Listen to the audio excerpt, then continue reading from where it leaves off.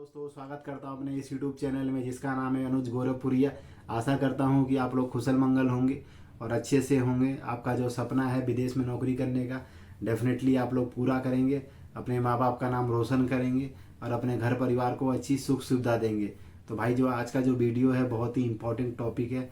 काफ़ी भाई लोग मुझे मैसेज कर रहे थे और वीडियो पर कमेंट कर रहे थे कि क्या हमें रोमानिया में जॉब करने के लिए आना चाहिए कि नहीं आना चाहिए, और यहाँ पर हमें कितनी सैलरी मिलेगी, और हमें मतलब हमारा फ्यूचर यहाँ पर सिक्योर है कि नहीं है।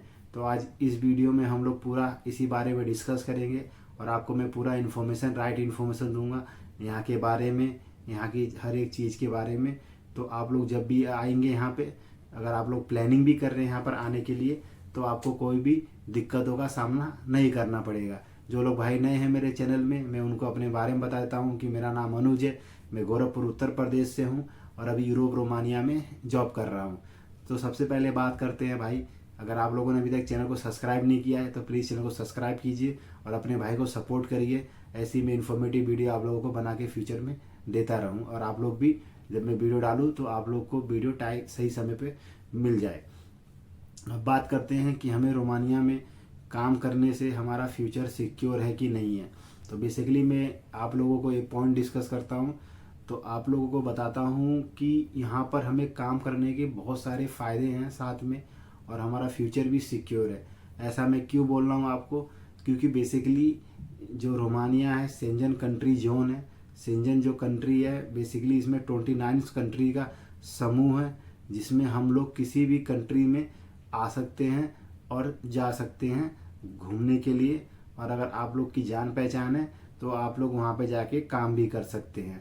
पहली बात तो ये हो गई, आप अगर रोमानिया का वीज़ा मिल गया आपको, तो समझ लीजिए आपको ये शेंजन वीज़ा मिल गया। आप 29 कंट्री में किसी भी कंट्री में जाके घूम सकते हैं, जैसे कि आपका पुर्तगाल हो गया, पोलैंड हो गया, जर्मनी हो गया, और भी सारी कंट्रीज़ आती हैं इसके अंदर। टोटल 29 कंट्री होती हैं। पहला बेनिफिट तो ये हो गया आपको कि अगर आप रोमानिया में एंटर हुए तो बहुत ही ईजिली आप किसी भी 29 कंट्री में जा सकते हैं एज ए टूरिस्ट बन के, विदाउट एनी वीज़ा और विदाउट एनी डॉक्यूमेंट्स। अपने टीआरसी कार्ड पे आप लोग जाके कहीं भी घूम सकते हैं, और वहाँ पर अगर आपकी बातचीत है तो काम भी देख सकते हैं। अब बात करते हैं दूसरा बेनिफिट का। तो दूसरा बेनिफिट्स क्या है यहाँ पे, अगर दूसरा बेनिफिट्स ये है कि जैसे कि अगर आप लोग सोच रहे हैं कि हमें दूसरी कंट्री में काम करने के लिए जाना है, तो आप अगर इंडिया से हैं, नेपाल से हैं, पाकिस्तान से हैं, बांग्लादेश से हैं, या किसी भी कंट्री से आप लोग हैं, तो आप लोग डायरेक्ट पुर्तगाल में अगर अप्लाई करना चाहते हैं तो अप्लाई नहीं कर सकते हैं, क्योंकि वहाँ का जो प्रोसीजर है काफ़ी डिफरेंट प्रोसीजर है। और वहाँ पर क्या है कि लोगों को जल्दी मतलब हायरिंग नहीं करते हैं, एशियंस को ज़्यादा हायरिंग नहीं करते हैं। बट अगर आप एज ए रोमानिया में एंटर हो गए, क्योंकि अभी ये शेंजन जोन में एंटर हुआ है और इसको मतलब अपनी ग्रोथ काफ़ी मतलब डेवलपिंग कंट्री है, इसको काफ़ी मतलब लोगों की डिमांड है, तो इसी हिसाब से मतलब लोगों को काफ़ी यहाँ पर रिक्वायरमेंट है। हर एक फील्ड में है, कंस्ट्रक्शन लाइन में भी है, स्किल्स में भी है, नॉन स्किल्स वर्कर में भी है।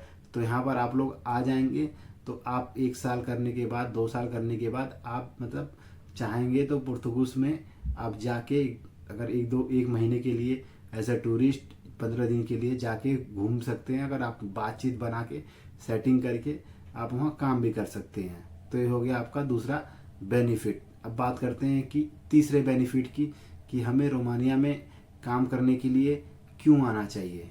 तो हमें रोमानिया में काम करने के लिए भाई, अगर आने की सोच रहे हैं किसी यूरोप कंट्री में, अगर आप लोग सेटल होने की सोच रहे हैं और काम करने की सोच रहे हैं, तो इस सबसे बेस्ट चॉइस है यहाँ पर।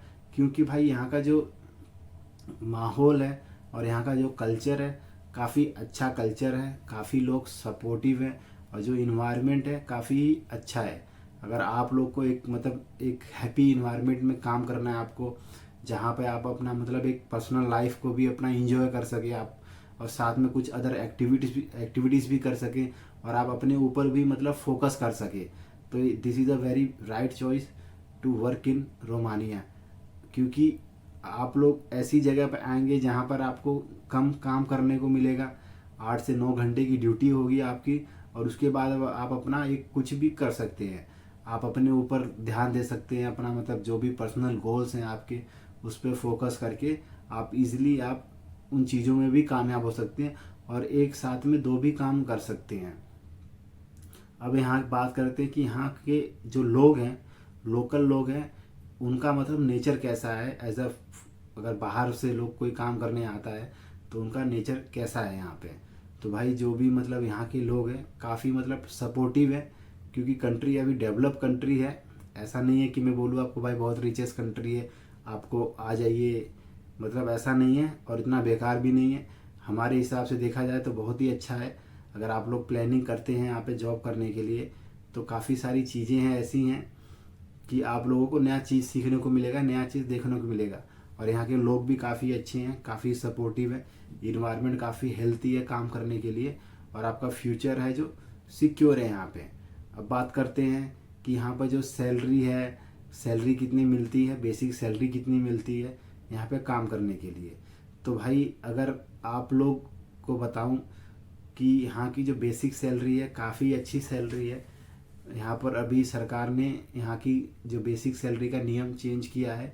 तो जो बेसिक सैलरी है 4150 लीव जो लोकल करेंसी यहाँ पर चलती है, और बेसिक सैलरी इतनी है 4100 4150 लीव।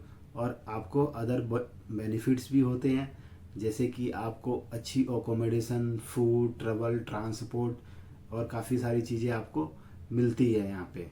अब बात करते हैं कि हमें यहाँ पर हम लोग काम करेंगे तो हमारी सेविंग कैसी होगी। ये रोमानिया क्या चीपेस्ट कंट्री है कि कैसा कंट्री है यहाँ पे। तो भाई यहाँ पर अगर आप लोग आते हैं काम करने के लिए तो आपकी जो सैलरी जो रहेगी आपकी, अब सपोज दैट आपकी सैलरी अगर 4000 है तो 4000 में मिनिमम आप कम से कम महीने का मिनिमम आपका 300 से लेके 250 खर्चा होगा। आप मिनिमम 3700 बचा लेंगे बड़े आराम से, जो मेरा तजुर्बा है, जितना मैं बचाता हूँ अपने हिसाब से। अगर आप लोग भी चाहेंगे जितना भी खर्चा करेंगे बेसिकली आप लोग इतना बड़े प्यार से बचा लेंगे। जैसे कि सपोज दैट एग्जांपल देता हूँ आप लोगों को कि खाना आपकी कंपनी से फूड मिलेगा, वेजिटेबल्स मिलेंगे और ग्रोसरी आइटम थोड़ा बहुत मिलेगा, और कुछ आपको ख़रीदना पड़ेगा, जैसे मसाले हैं आप लेके आएंगे या थोड़ा बहुत आपको ख़रीदना पड़ेगा। तो मसाले हो गए, फिर आपका पर्सनल यूज़ का आइटम हो गया, फिर फ़ोन का रिचार्ज हो गया, और थोड़ा बहुत आपका अदर एक्सपेंसिव है। तो ये सब मिला के 250 से 300 रुपये आपका खर्चा आएगा। आप ज़्यादा भी खर्चा करेंगे तो आपके ऊपर डिपेंड करता है कि आप कितना खर्चा करेंगे। पर जो मेरा मिनिमम टारगेट रहता है कि कम से कम अगर मैं कितना भी अगर मैं सैलरी उठा रहा हूँ तो कम से कम 300 से 400 तक का मिनिमम जो खर्चा इतना करके, और बाकी जो रेस्ट जो मेरी सैलरी है इतना मुझे बनाना है। क्योंकि हम लोग जब विदेश में काम करने के लिए आते हैं तो हमें काम के साथ में अपना आगे का फ्यूचर भी देखना है।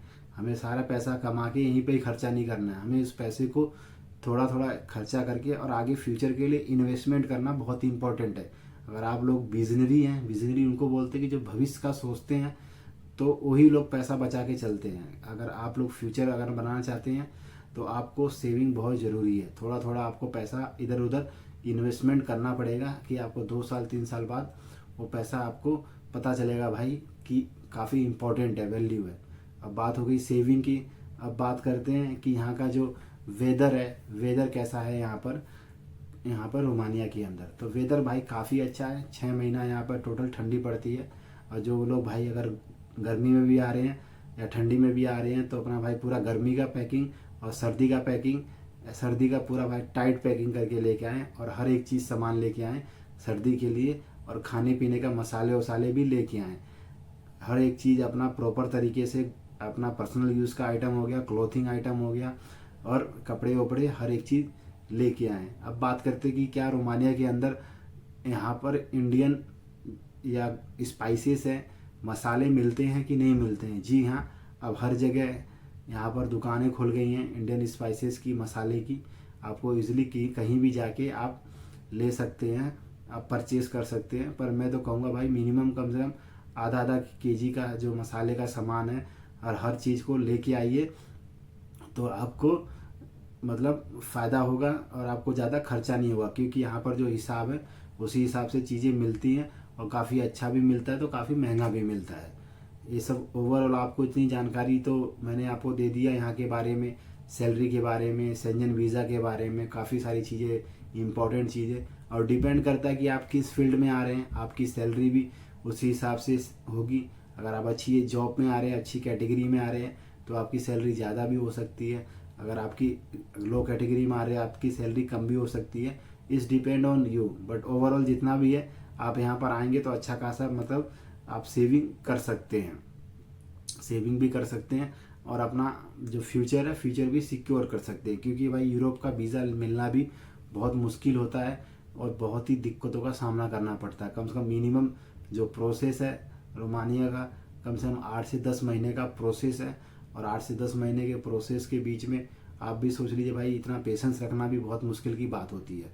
तो अगर आपका एक बार थप्पा लग गया एक बार वीज़ा का, तो आगे फ्यूचर में आप कहीं भी अप्लाई करेंगे तो आपका बहुत ही ईजिली आप किसी भी जगह जा सकते हैं। और मैं तो कहूँगा भाई, क्यों जाएंगे, यहाँ पे ही काम करिए और अपना पीआर लेने के बाद फिर सोचिए कहीं जाना है या घर जाके फिर दोबारा आना है कि नहीं आना है। आशा करता हूँ आपको ये वीडियो अच्छा लगा होगा, इन्फॉर्मेटिव लगा होगा। चैनल को प्लीज़ सब्सक्राइब कीजिए भाई, अपने भाई को ऐसी सपोर्ट करते रहिए, तो मैं आप लोगों को ऐसी फ्यूचर में वीडियो बना के देता रहूँ। मिलता हूँ ऐसी इन्फॉर्मेटिव वीडियो में, जब तक के लिए जय हिंद।